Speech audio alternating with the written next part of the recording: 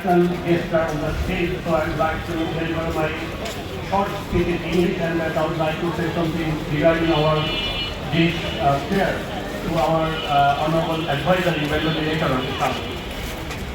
It is really a great moment of joy and gratitude for all of us to witness the opening of the International Islamic Book Fair.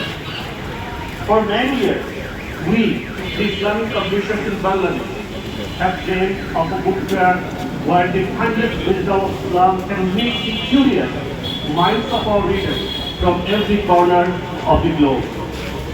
Today, Alhamdulillah, Alhamdulillah, Summa Alhamdulillah, the dream stands before us at its opening stage. This fair is not just a display of books. It is a gathering of ideas, culture, and hearts. We are honored to welcome international publishers who have traveled from afar, including our esteemed friends from Egypt, Lebanon, Pakistan, and beyond. Your presence reminds us that the message of Islamic knowledge is truly universal, and the bonds of the Muslim Ummah are alive and strong. On behalf of all participating publishers, I extend our heartfelt appreciation to the organizers, the government authorities, and especially the advisor of religious affairs for making this event possible. May Allah bless this initiative to inspire learning, strength, faith, and build bridges of understanding. Let this fair be a source of light for seekers of truth and reminder that books remain the most powerful means to connect hearts across borders. Thank you.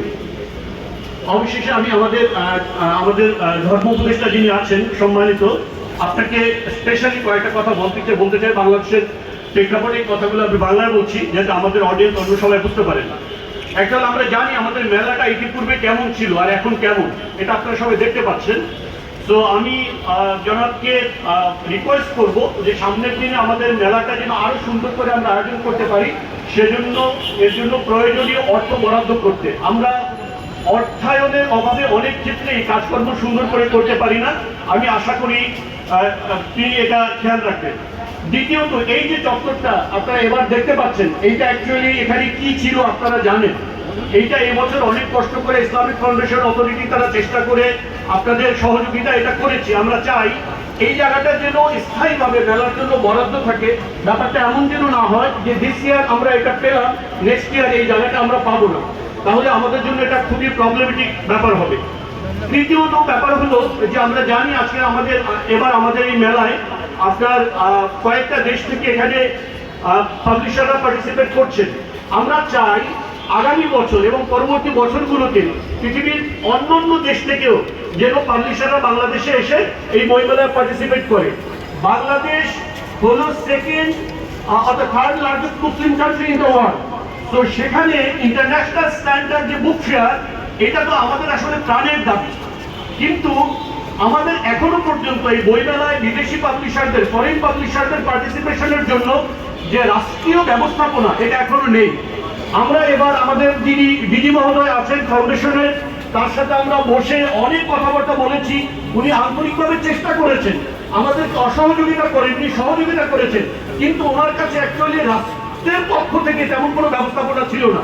তো এখন এবছর যারা participate করেছেন তারা মূলত personal কমিউনিকেশনে ওনারা বাংলাদেশে এসেছেন এবং মানে একেবারে নিজস্ব ব্যবস্থাপনায় এসেছেন।